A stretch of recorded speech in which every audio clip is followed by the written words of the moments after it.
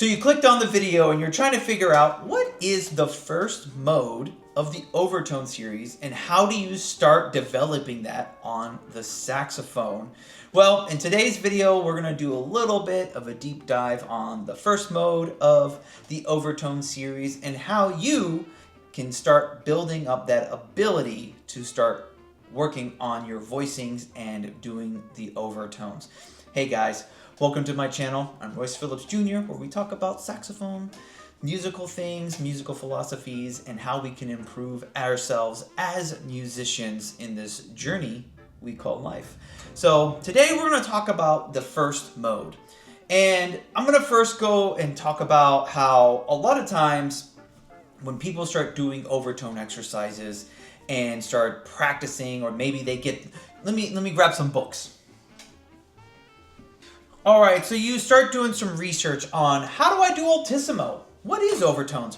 And you get this book, Ted Nash's High Harmonics, or you get this altissimo book and they talk a little bit about overtones in there, or you have Eugene Rousseau's High Tones as well, or the classic Sigurd Rascher's Top Tones.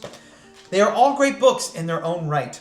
The only issue is they kind of start you off right away doing some sort of overtone exercises without having some sort of understanding of what it means to get a voicing, to understand what voicing feels like, to understand how to change a note by using your voicing alone. So let me give you an example. So usually when you do voicings, you play a fundamental note and then you play the octave up without playing that octave key. And that is done by changing the shape of your tongue placement, your larynx, your throat, all that stuff. And this increases your ability to get altissimo more consistently or better, and also work on your tone, your timbre, your distinct sound on the instrument. And so I've actually talked about what I think is a really good beginner book on voicings. It's not a beginner book, but it's a good beginner book on the concept of voicings. And that's this book right here. There's this book right here, Don Cinta's Voicing. And I actually made a video about it if you want to check it out. And the only issue is it is out of print. And so I want to borrow some of the concepts from a bunch of these different books and maybe give you a guide on how you can start working on the skill of voicings. I actually made a video about doing the front F glissando, which is this one right here, which will get you started with just manipulating that sound and that ability to, manipulating that front F. But what happens once you actually start building up the modes and doing that? That's what this video is about. If you are still watching this video and you made it this far, I actually have a free download that you can have of the exercises we'll be doing in this video today. So if you want to check out get a little small PDF of some of these exercises, that top link down below will be there for you to check out. When you start doing these exercises and you start thinking about the articulation, you might be tempted to use the tip of your tongue. When you're doing overtone exercises, when you're first starting out, you don't actually want to use the tip of your tongue because it actually changes the way your tongue placement is. And so it makes it a lot more difficult. So you want to use a K syllable, a ku, ka, ki, those kinds of things. So if you say your vowels, a, e, I, o, u, e, o, u, and you add a K, ka, ke, ki, ko, ku, you can experiment with those things and seeing if that helps you get those overtones.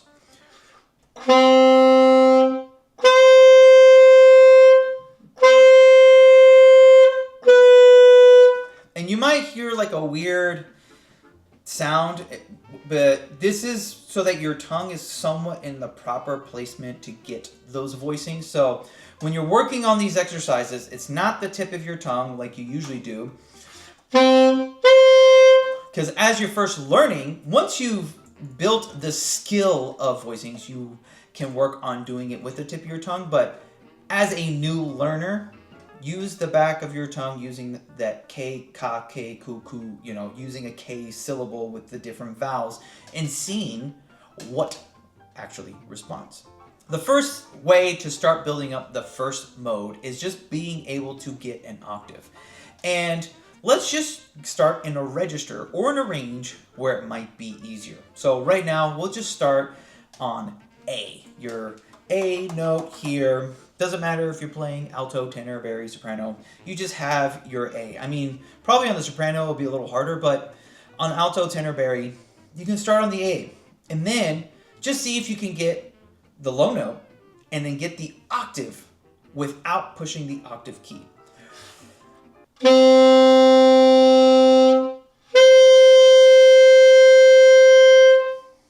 Right? That is being able to do voicing.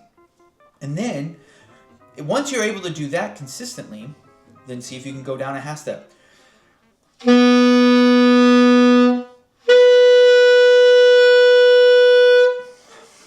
So, if you are struggling with getting that octave, sometimes what you can do is push the low A, push the octave key, and then let go of the octave key and see if you can hold on to that note as well.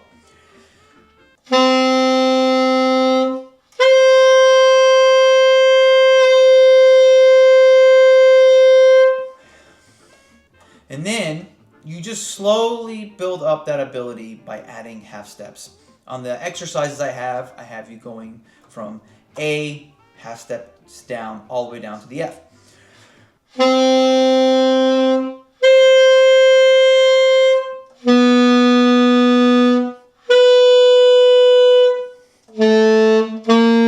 I skipped a note.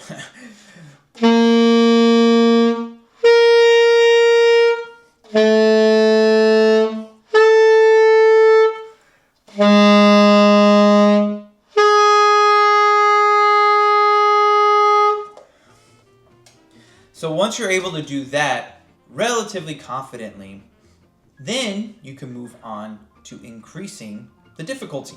So the next thing is, can you hold that octave by changing notes and then coming back up to that A and then dropping down?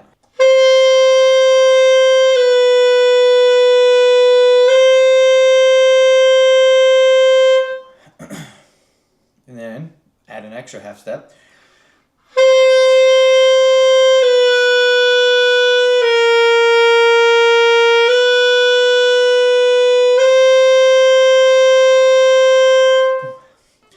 This seems pretty simple, but it's actually more difficult than you think it is, because as you change the notes, the voicing needs to be slightly different. And so when you go up the octave, you're able to figure that out. But when you're staying in that octave range, because you're changing in between the notes, it's way more difficult to kind of hold those notes steady. And then once you feel really good about that, you can also go up an octave and then back down and see if you have that flexibility, but also being mindful not to smear up or smear down.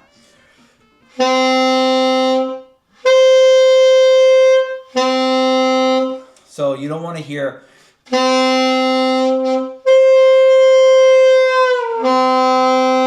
You don't want to hear that. So I know this is just a few exercises, but those are like 3 exercises you can experiment with on getting that first mode. You want to start in a register that is more comfortable, so that once you start extending that register, extending the ability to play the overtones and building up bit by bit this new technique, that lower register, that B flat, you'll be able to do the first mode, and then you'll build it up from there, and then you'll be able to do the second mode and the third mode, and then so on and so forth. So this is just a little bit of an introduction to the modes. This is the first mode, and of the overtone series is just getting that octave, but this gets you thinking about how your tongue placement affects your ability to play that part of the horn, other parts of the horn, and then it will get you thinking about how you can manipulate this part of your body to get the part of your mouth and your tongue and all that stuff to get the sound you're looking to get. Because getting a sound on the saxophone is relatively easy, but sometimes getting a good sound is really difficult. And this is one of those things that gets you started on that journey. So if you made it this far, I appreciate your time. I know that sometimes these videos can be a little long, or they're not as exciting and with all the things. And this is my way of just sharing what I know about the saxophone, as I'm still on the journey just as much as y'all are as well. And so if you want to continue watching some videos, I did bring up that Don Cinta voicing book where I do a breakdown of why I think it's such a great book. You can check out that video over here. If you made it this far, please hit that subscribe button, as it will let you know when future videos come out. I do appreciate all the time you spend with me, and I hope to see you next time.